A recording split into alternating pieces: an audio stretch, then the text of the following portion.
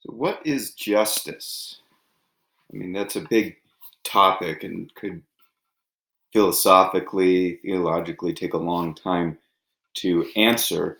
But what I want to focus on, zero in on, are the differences in the views of justice. There are obviously differences in definition and opinion with regard to justice.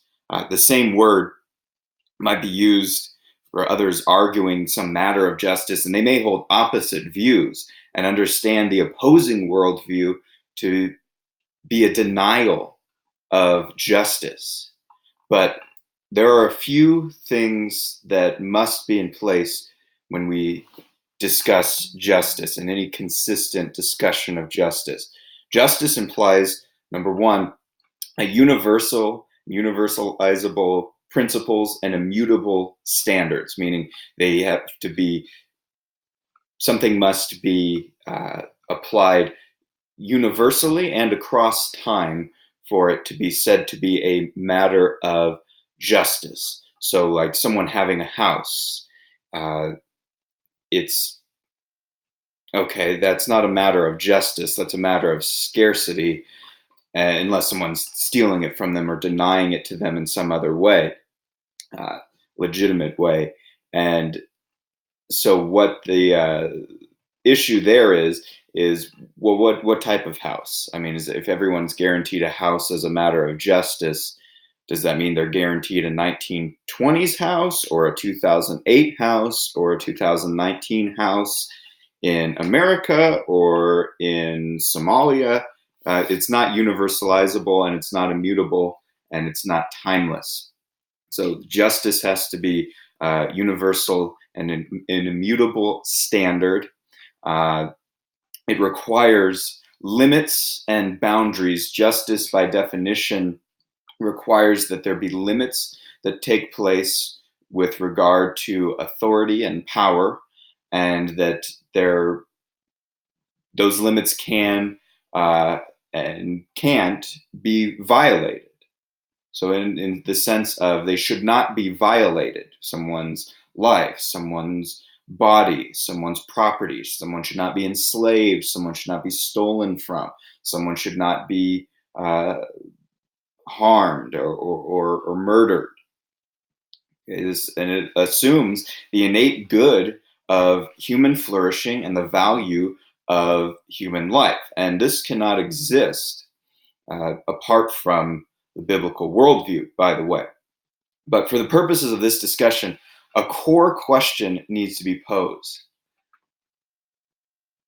Must governments be expected to follow the same ethical standards as individuals, or are they exempt? Must governments be expected to follow the same ethical standards as individuals, or are they exempt? In other words, is there some ethical standard above governments, groups, and individuals that rules over them all, to which they are all accountable, to which they must all submit, regardless of time, place, situation, whatever the case may be? Or are governments allowed to do things that for individuals and groups would be criminal behavior? The answer to that question will be a key defining aspect of your view of justice. An answer in the positive or negative will make all the difference. Famously, Richard Nixon's interview after his resignation, he made the chilling statement, when the president does it, it's not illegal. Do we agree with Nixon's view? If the government does it, it's not illegal, which is technically true, because if the government makes the law, interprets the law, and executes the law, then it can't be illegal, technically. Slavery was not illegal, for example. So the question is there an ethical standard to which even individuals in government, I would say especially individuals in government, must be held accountable to. So that being said, most tacitly recognize that there's a standard to which all people, government, group, or individual must submit. But that's not usually held consistently. If that's truly believed to be the case, then that inherently limits the government and activities of the government to only legitimately operate for collective self-defense. I, as an individual, have the right of self-defense. My body, my property, my freedom, and I'm able to fight even to the death to protect those things. That is the fundamental God-given right of self-preservation. I also can join with others to have a larger group to follow that same right. We can join together to help protect each other and ourselves. That is collective self-defense. A government may also be formed for that purpose of larger collective self-defense. On the other hand, if I, as an individual, decide to steal from someone or kill them or enslave them, that is a crime. And it's also a crime if I decide to join with a group of others to steal from them, kill them, or enslave them. And it's also a crime if I call myself a government and even give that person a vote and try to steal from them, kill them, or enslave them. So rights are rights, no matter if they are being violated by an individual or by a million individuals calling themselves a government. So governments may operate for collective self-defense, but they may not legitimately be entitled to a monopoly of defense and violence, as happens in a modern nation state. Governments must also not be allowed to turn the legitimate mandate of self-defense toward using that collective power toward violating the rights of others, theft, slavery, rape, murder, etc. It should be noted that this is not an exaggeration of the situation or the power of governments and what they can do. The people in just the 20th century killed by democide, meaning death by government, purposeful government killing of people, not in war. That's different, though that may be a number to discuss as well and be related. Not in the wars of the 20th century and 21st century, but just governments killing their own people in the 20th century is 262 million. It's documented in this book, Death by Government by Hummel, and that's what this chart is from. This chart is in the millions. When governments use the powers of the state, even democratically, to behave as a criminal gang, it has lost legitimacy and failed to provide justice. For that reason, we ought to be suspicious at any idea of justice with an adjective in front of it, whether social justice or distributive justice or whatever the terminology will be next. Because if the means to an end is just, then that end is just. That's justice. This does not, however, rule out a theory of reparations for historical injustices. It just means that reparations, the righting of past wrongs between individuals or groups, would have to happen on the basis of something that's proven and something that's documented, in the sense of if someone owns property that was stolen from another person's family member in the past and they're able to prove it, that should be restored. Or if someone enslaved someone else in the past and it's able to be proved directly, they should get a certain amount of payment for that. But not in this general way of, oh, we just get reparations and these reconciliation taxes between these groups, and guess who's going to manage that? The governments that you're going to hand power over to, they're going to manage this and have these two groups or more competing against each other, when in actuality, the government is gaining more power through that.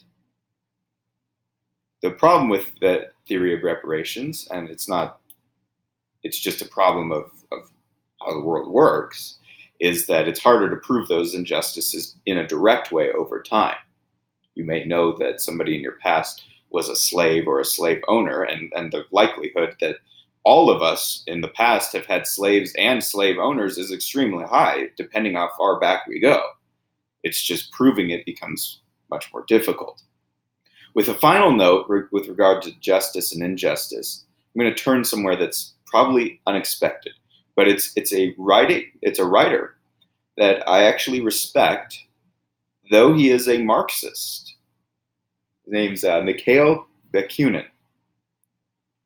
And he fully believed in Marxist class theory, and I think some of his observations are quite correct. Where he differed from Marx was in regard to what he saw to be the ruling class. For Marx, the ruling class was the bourgeoisie, the wealthy capitalists who were the oppressors, that had to be overturned by the arm of an equalizing state. For Bakunin, he saw the ruling class was not just the bourgeoisie, but the government itself, that formed the most powerful ruling class because it gained state power. And his concern that the equality and privilege arguments that are used today divide people and kept them from realizing that the real ruling class was the very class of self-interested politicians who acted as neutral referees of the system, but really gained power from such beliefs.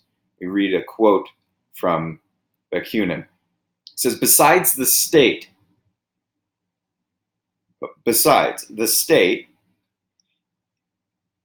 is by its very nature a sacrificer of living beings.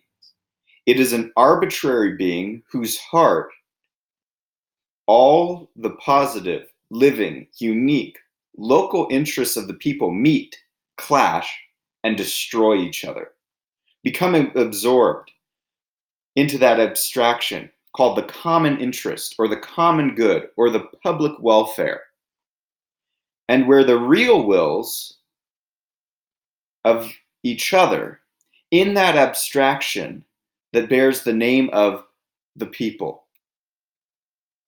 It follows, let me read that again, and where all the real wills cancel each other in that abstraction that bears the name of the people. It follows from this that the so-called will of the people is never anything but the negation and sacrifice of real wills of real people. Just as the so-called public interest is nothing but the sacrifice of their interests. But in order for this omnivorous abstraction to impose itself on millions of men, it must be represented and supported by some real being, some living force. Well, this force has always existed. In the church, it is called the clergy. In the state, it is called the ruling or governing class. So his point is this: all individuals and local areas have these unique and local interests and wants and needs that are very specific. And the reality is that our needs are different. My needs may be different from someone in Wisconsin or West Virginia. And I can pursue those needs freely as an individual. The problem becomes when this government, this nation state says, we're going to pull together all the interests of the people and we're going to represent them all in one centralized state. But that means now that whoever controls the state gets their way. So my interests that might be different from someone else's, that I could pursue and someone else could pursue peacefully, now we must compete for the monopoly of violence through the government. And we must vote against each other in this system in order to have our way. So someone may have certain needs that I don't have, and they'll try to get us all to pay for it through the government. And that strengthens the state. So the state brings us all together and just says, well, this is the will of the people, and this is the common good. But in doing that, what it actually does is it sacrifices actual people and their actual wills and their actual good. And if you go against it, you're being selfish. You can't go against the will of the majority, the will of the people. That's just pure greed and selfishness. And so the ruling class, the state, in the name of justice, seeks to offer for its citizens whatever they seek, right or wrong, calling it a public good in exchange for power. I mean, if you watch the Democratic debates, and this is prevalent in Republican debates too, but this is like en masse, par excellence in the Democratic debates, that there's this inflammation of greed in a democracy that give these politicians enough power, and they'll very magnanimously promise to you, because it's not coming from them, they'll magnanimously promise to you free whatever you want. Just give them enough power and they'll promise to get it to you. Free education, free health care, whatever the case may be. Just give them enough power and they can solve the problem for you. Never mind the fact that nothing is free and those things don't exist in nature, that someone has to be forced to provide them. Everybody makes big talk about being against slavery. Everyone thinks courage today is stating things that everyone agrees with. Oh, we're against rape, we're against slavery. But they don't realize that taxing someone 40% of their income or forcing someone to work to provide for someone else is the definition of slavery. And so they're very generous to make these promises to provide something through gaining power over others. And we don't see it. We fight amongst each other for our interests in governments instead of saying, wait a second, all these politicians are promising things at our expense, and we're promising to hand them more power. The ruling class, the state, in the name of justice, seeks to offer its citizens whatever they seek, right or wrong, calling it a public good in exchange for power. And in granting this power, however, granting a power to an entity that is not possessed by the individuals, I cannot at gunpoint go to my neighbor and force him to give health care or education to anyone. So therefore, I follow that through consistently. I can't ask the government to do it.